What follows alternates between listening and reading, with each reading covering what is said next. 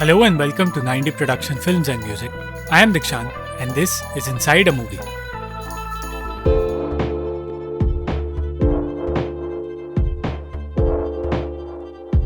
इस वीडियो में हम बात करेंगे 2002 की फिल्म डर्टी प्रिटी थिंग्स के बारे में, जो कहानी है ओक्वे और सेनाए नाम के दो इमिग्रेंट्स की, जहां वो लंदन में मुश्किलों से गुजरकर आजाद होने की कोशिश करते हैं। फिल्म की शुरुआत में हम ओक्वे नाम के अफ्रीकन इमिग्रेंट को देखते हैं जो लंदन में अपनी टैक्सी के लिए कस्टमर्स ढूंढ रहा है। दिन भर टैक्सी चलाने के बाद ओक्वे अपने साथ काम करने वाले ड्राइवर्स का इलाज करता है, क्योंकि ओक्वे अपने देश में एक डॉक्टर हुआ करता था और फिर अपनी नींद उड़ाने के लिए कुछ ऐसी चीज खाता है जिससे उसके शरीर को तकलीफ हो सकती है। वो रात भर एक होटल में काम करता है जहाँ उसकी तरह कई सारे इमिग्रेंट्स काम करते हैं। ओक्वे को सेनाए नाम की टर्किश इमिग्रेंट पसंद है जो उसी होटल में काम करती है। उस होटल में आई हुई एक प्रोस्टिट्यूट जूलियट एक रात ओक्वे से कहती है कि किसी कमरे में टॉयलेट ब्लॉक हो रहा है और ओक्वे वो टॉयलेट साफ करने जाता है और साफ करते हुए उसे खून दिखता है। जब वो और गहराई से साफ करता है तो उसे अंदर एक दिल मिलता है। ओक्वे समझ नहीं पाता कि वो अब इस दिल का क्या करेगा कि तभी वहाँ होटल का मैनेजर हुआन आता है। ओक्वे उस दिल को हुआन के पास ले जाता है और उससे कहता है कि पुलिस को इस बारे में बता देना चाहिए, पर हुआन उसे धमकाता है ये कहकर कि पुलिस को ओक्वे के इमिग्रेंट होने की सच्चाई उसे बतानी पड़ेगी, और ये सुनकर ओक्वे चुप हो जाता है। हुआन कहता है कि हर रात होटल में कोई ऐसा आता है जो अपने बुरे काम करके वहाँ से चला जाता है और अब ओक्वे को इस चीज की आदत डाल लेनी चाहिए। किसी मॉर्चुअरी में काम करने वाला गुओ ही ओक्वे का अच्छा दोस्त है जिससे वो मिलने जाया करता है और जो उसे दवाइयाँ दिया करता है। ओक्वे उसे बताता है कि उसे एक दिल मिला है और समझना चाहता है कि ऐसा कैसे हो सकता है कि कोई अपने साथ एक इंसान का असली दिल लेके होटल में आया हो। इस पर गुओ ही उससे कहता है कि इस शहर में ऐसी बहुत सी चीजें हैं जो वो समझ नहीं पाएगा, इसलिए उसे सिर्फ अपने काम पर ध्यान देना चाहिए।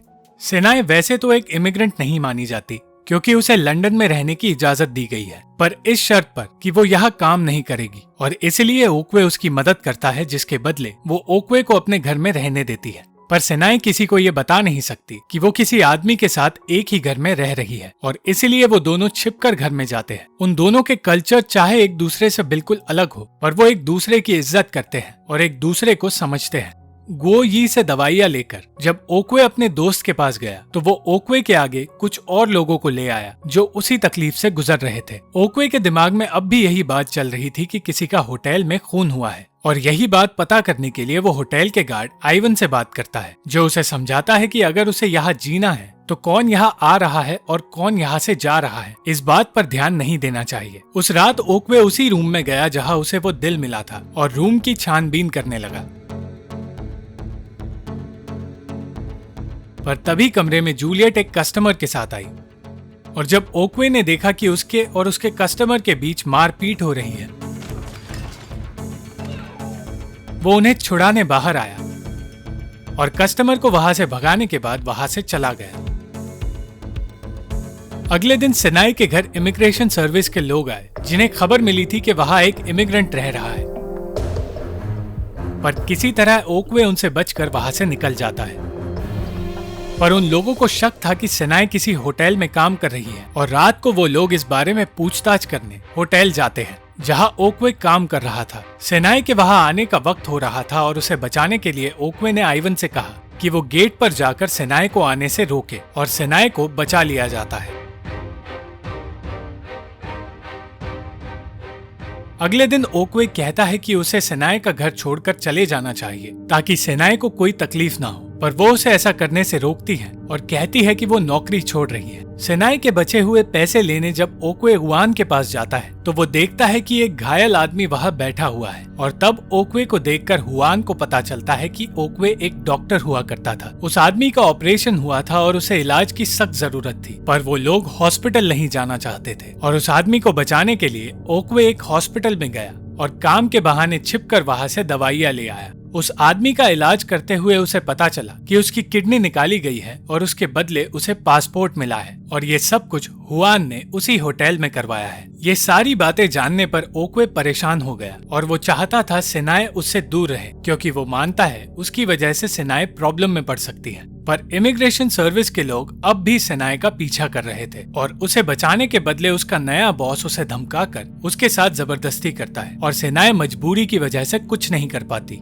वहीं दूसरी ओर हुआन ओक्वे से कहता है कि वो जानता है ओक्वे एक डॉक्टर हुआ करता था और ये भी जानता है कि वो एक भागा हुआ मुजरिम है, और फिर उससे जबरदस्ती अपने लिए ऑपरेशन करने के लिए कहता है। ओक्वे कहता है कि उसे इस तस्करी के धंधे में नहीं पड़ना है, पर हुआन कहता है कि उसे हर ऑपरेशन के लिए पैसे और सेनाए और उसके लिए पासपोर्ट मिलेंगे। ये सारी बातें वो गुओ यी को बताता है, जो कहता है कि उसे सिर्फ कुछ ऑपरेशंस करने हैं और फिर वो आजाद हो जाएगा। उस रात ओक्वे को बताया जाता है कि एक 8 साल की लड़की को किडनी की जरूरत है और उसके लिए ओक्वे को ऑपरेशन करना होगा। ये सुनकर ओक्वे सोच में पड़ गया और तब सेनाए का कॉल आया, जो रोते रोते कहने लगी कि वो ओक्वे के साथ यहाँ से दूर जाना चाहती है, पर वो उसे ये नहीं बताती कि उसका बॉस हर रोज उसके साथ जबरदस्ती करता है।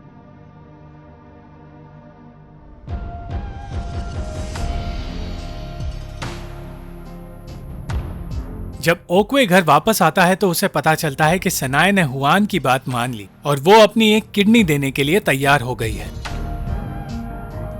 अगले दिन अपने बॉस को सबक सिखाकर और उसे चोट पहुंचाकर सेनाए वहां से कपड़े चुराकर भागी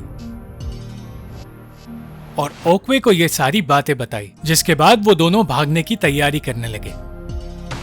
ओक्वे उसे गुओ यी के ऑफिस में ले गया और उस रात के लिए उसे वही रहने के लिए कहा। ना चाहते हुए भी ओक्वे को तस्करी के ऑपरेशन के लिए मानना पड़ा, क्योंकि अब उसे पैसों की जरूरत थी। पर कमरे में जाते ही और एक पेशेंट को देखते ही उसका मन बदल गया और वो बिना ऑपरेशन किए ही वहां से चला गया। जब वो गुओ यी के पास पहुंचा तो सेनाए उस पर चिल्लाने लगी, क्योंकि उसे पता चला कि उसने सेनाए को पूरी रात एक मुर्दा घर में रखा। गुओ यी ने ओक्वे से कहा कि सेनाए उससे प्यार करती है, और ये सुनते ही ओक्वे ने सेनाए से कहा कि वो शादीशुदा है, इसलिए सेनाए को उसे भूल जाना चाहिए। ओक्वे की इस बात से सेनाए का दिल टूट जाता है और वो वहां से निकलकर हुआन के पास जाती है और इस देश से निकलने के लिए उससे मदद मांगती है। हुआन उसके लिए नया पासपोर्ट बनवाने का वादा करता है और डिटेल्स लेने लगता है, जिसके बदले वो सेनाए के साथ संबंध बनाने की बात करता है। हुआन उसे उसकी नई पहचान की आदत डालने के लिए कहते हुए उसका फायदा उठाने की कोशिश करता है, पर सेनाए ऐसा होने नहीं देती। पर फिर हुआन कहता है कि अगर उसने उसकी बात ना मानी तो वो उसे यहाँ से कभी नहीं जाने देगा और सेनाए को उसकी बात माननी पड़ती है। जाने से पहले हुआन कहता है कि वो जानता है सेनाए ओक्वे से प्यार करती है और ये भी कि ओक्वे ने अफ्रीका में अपनी पत्नी का खून किया था, इसलिए वो वहां से भाग आया। और फिर वो सेनाए को अगले दिन के ऑपरेशन के लिए तैयार रहने के लिए कहता है। कुछ देर बाद ओक्वे सेनाए को लेने होटल में आता है और तब ओक्वे को हुआन की हरकत के बारे में पता चलता है। इससे पहले कि हुआन होटल से बाहर जाता, ओक्वे उसके सामने चला जाता है और उससे कहता है कि सेनाए का ऑपरेशन वो खुद करेगा ताकि सेनाए सुरक्षित रहे, और इसके बदले वो नया पासपोर्ट चाहता है। जूलियट से कहकर ओक्वे ने सेनाए के लिए कुछ दवाइयाँ भिजवाई और गुओ यी के पास जाकर ऑपरेशन के लिए कुछ सामान छिपाकर अपने साथ ले आया। ओक्वे की तैयारियां देखकर हुआन हैरान हो जाता है और सेनाए और उसका पासपोर्ट वो ओक्वे के हाथ में दे देता है। पर फिर ऑपरेशन से पहले अचानक हुआन को कुछ होता है और वो बेहोश हो जाता है। ओक्वे ने प्लान बनाया था जिसके चलते सेनाए की जगह हुआन की किडनी निकालने वाला है, और इसमें गुओ यी और जूलियट भी उसकी मदद कर रहे हैं। आइवन को भी समझ आने लगा था कि ओक्वे वहां से भागने वाला है। बिना हुआन के इलाज किए भी ओक्वे वहां से भाग सकता था, पर एक डॉक्टर होने की हैसियत से उसने उसका इलाज करने का फैसला किया और किडनी लेकर वो हुआन के कस्टमर के पास गया। किसी तरह किडनी के बदले उन्हें पैसे मिल गए और सबको पैसे बांटकर ओक्वे और सेनाए गुओ यी की गाड़ी में एयरपोर्ट की तरफ जाने लगे। जाते हुए ओक्वे सेनाए से कहता है कि अफ्रीका में पुलिस वालों के धमकाने पर उसे अपनी पत्नी को छोड़ना पड़ा, जिसके बाद उसकी पत्नी की मौत हो गई और इसीलिए वो अपनी पत्नी के लिए अपने आप को दोषी मानता है। एयरपोर्ट से ओक्वे और सेनाए के रास्ते अलग हो गए और सेनाए को न्यूयॉर्क भेज दिया गया, पर वो चाहती थी ओक्वे हमेशा उसके साथ रहे और उसे न्यूयॉर्क में रह रही अपनी बहन का एड्रेस देती है ताकि ओक्वे वहां उसके पास आ सके। और अंत में एक दूसरे से ओक्वे और सेनाए अलग हो गए।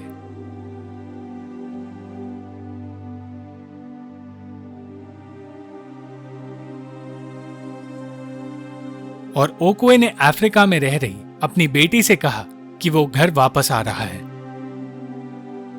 Thank you for watching the video.